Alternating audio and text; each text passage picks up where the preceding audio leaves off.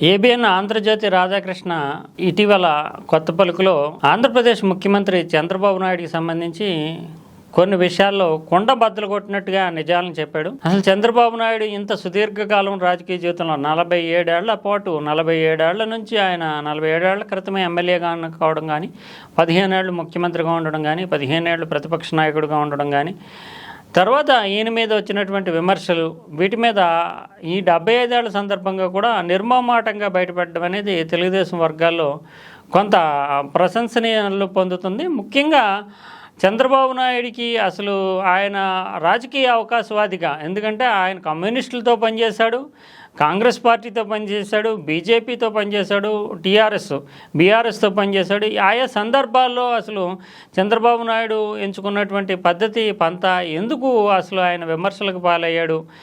దీంట్లో ముఖ్యంగా చంద్రబాబు నాయుడు యొక్క సామర్థ్యాలని వాటన్నిటినీ కూడా ప్రశంసిస్తూనే కొండబద్దలు కొట్టినట్టుగా చెప్పడం మాత్రం చంద్రబాబు కూడా ఆత్మావలోకనం చేసుకోవాల్సినటువంటి అవసరాన్ని రాధాకృష్ణ గుర్తు చేశాడని చెప్పాలి. చంద్రబాబు నాయుడుకు ఉండేటటువంటి ఒకే ఒక స్వార్థం అధికారంలో కొనసాగడం, ఎలాగైనా సరే అధికారంలోకి రావాల్సిందే అనేటటువంటిది ఆయన యొక్క ఫిలాసఫీ. అందుకోసం ఏమైనా చేస్తాడు. రాజకీయంగా పిల్లి మొగ్గలు వేయడానికి చంద్రబాబు నాయుడు ఎక్కడా వెనకాడడు.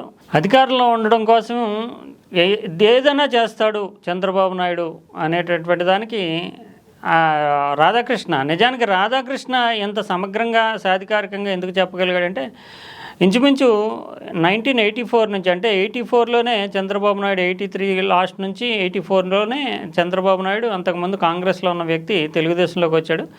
84లోనే జర్నలిజం కూడా రాధాకృష్ణ ఆంధ్రజ్యోతిలో ప్రారంభించాడు. అంతేకాకుండా తెలుగుదేశం బీటే చూడడం వల్ల చంద్రబాబు నాయుడిని తొలి నుంచి తెలుగుదేశం వ్యవహారాల్లో చంద్రబాబు నాయుడు ఎలా ప్రవర్తిస్తాడనేది పూర్తి స్థాయిలో అవగాహన ఉండడంతో చంద్రబాబు నాయుడికి సంబంధించి 75 ఇయర్స్ బర్త్డే సందర్భంగా కూడా అవకాశవాది అని ఎవరైనా ఆయన్ని విమర్శించినప్పుడు ఒకే సమాధానం చెప్తాడు. ఇంత సుదీర్ఘకాలం తాను రాజకీయాల్లో ఉండడానికి ప్రధాన కారణము పరిస్థితులకు అనుగుణంగా నేను నిర్ణయాలు తీసుకోవడమే. అది అవకాశవాదం అనుకున్నా సరే ఇంత సుదీర్ఘకాలం లేకపోతే ఎప్పుడో కనుమరుగైపోయేవాడిని, తెరమరుగైపోయేవాడిని అంటూ చంద్రబాబు చెప్తూ ఉంటారంటూ రాధాకృష్ణ చెప్పాడు. ఆయన తెలుగుదేశంలో పాటుగా ఆయన కమ్యూనిస్టులతో పనిచేశాడు. తర్వాత 2009లో చంద్రబాబు నాయుడు, నిజానికి చంద్రబాబు నాయుడు సమైక్యవాది అయినప్పటికీ కూడా అప్పుడున్నటువంటి వైఎస్ రాజశేఖర రెడ్డిని ఓడించాలంటే అప్పుడున్నటువంటి టీఆర్ఎస్తో చేతులు కలపక తప్పని ఒక రాజకీయ అనివార్యత వల్ల టీఆర్ఎస్ తోటి కలిసి పనిచేశాడు. కమ్యూనిస్టులు టీఆర్ఎస్తో కలిపి మహాకూటమిలో పనిచేశాడు. తర్వాత మళ్ళీ 2004కు ముందు బీజేపీ తోటి ఎన్డీఏ కూటమిలో భాగంగా ఉన్నాడు. 2014లో మళ్ళీ 2009లో మళ్ళీ బీజేపీకి దూరమయ్యి కమ్యూనిస్టులతోటి టీఆర్ఎస్తో చేతులు కలిపి మళ్ళీ 2014లో ఆంధ్రప్రదేశ్ ఏర్పాటైన తర్వాత మళ్ళీ బీజేపీతో చేతులు కలిపాడు.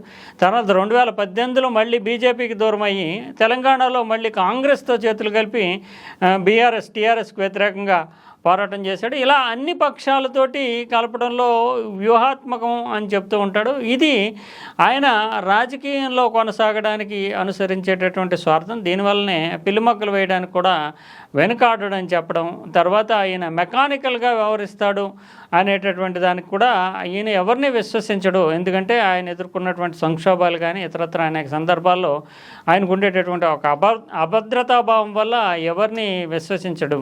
చంద్రబాబు నాయుడు ఒక సెల్ఫ్ మేడ్ నాయకుడిగా, అంటే ఈయనకి కరిస్మాటిక్ ఇమేజ్ కానీ ఎన్టీ రామారావు లాంటి ఒక జనసంమోహనమైనటువంటి సామర్థ్యం కానీ మంచి వక్త కానీ కాకపోయినప్పటికీ ఒక పరిశ్రమ ద్వారా, అంటే కష్టపడడం ద్వారానే తాను నిరూపించుకోవడం వల్ల, అంతేకాకుండా ఈయనకి అంటే ఇతరులని, అంటే పూర్తి స్థాయిలో ఈయన చుట్టూ తిరిగేటటువంటి వాళ్ళని కానీ ఇతరులను కానీ విశ్వసించి వాళ్ళ మీదే ఆధారపడి మొత్తం అంతా కూడా వ్యవహారాలు నడపడం అనేటటువంటిది నమ్మలేనటువంటి పరిస్థితి ఉండడం వల్ల పూర్తిగా ఆయన ఒక రోబో కింద కానీ మెకానికల్గా కానీ అందరితో కలివిడిగా కనిపించడం కానీ జరగదు. అందువల్ల ఈయన పార్టీని, అంటే ఒక రకంగా చెప్పాలంటే ఎన్టీ రామారావు లక్ష్మీపార్వతి ఇన్ఫ్లుయెన్స్లో ఉన్నప్పుడు పార్టీని సొంతం చేసుకోవడానికి కూడా ఈయన తోడల్లుడు దగ్గుబాటి వెంకటేశ్వరరావుని కలుపుకోవడము, తర్వాత పార్టీలో ఉండేటటువంటి మిగతా వాళ్ళని అందరినీ కూడా కలుపుకోవడము, అదే సమయంలో కుటుంబం అంతా కూడా ఈ నిర్ణయానికి మొగ్గు చూపేలా చూసిన తర్వాతే ఆయన ఒక నిర్ణయాన్ని తీసుకుని పార్టీ పైన అధ్యక్షుడిగా కానీ ముఖ్యమంత్రిగా కానీ పీఠం స్వీకరించడము, తర్వాత ప్రతిక్షణం కూడా అప్రమత్తంగా ఉంటూనే రాజకీయాలు నడపడం అనేది చంద్రబాబు నాయుడు సక్సెస్కి ఒక ప్రధాన కారణం అంటూ రాధాకృష్ణ విశ్లేషించాడు.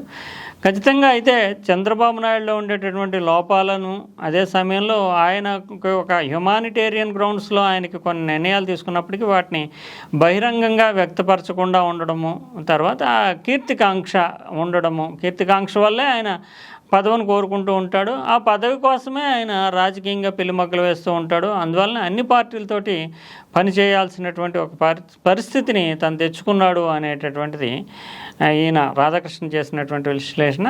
ఖచ్చితంగా ఇది అంటే అనేక విమర్శలు చంద్రబాబు నాయుడు మీద ఒక ఆపర్చునిస్ట్గా ఉండేటటువంటి విమర్శలకి ఏబిఎన్ రాధాకృష్ణ ఒక రకంగా వివరణ ఇచ్చినట్లుగానే 75 years సందర్భంగా ప్రత్యేకమైనటువంటి ఆర్టికల్గా ఈ కొత్త పలుకు నిలిచిందని చెప్పాలి.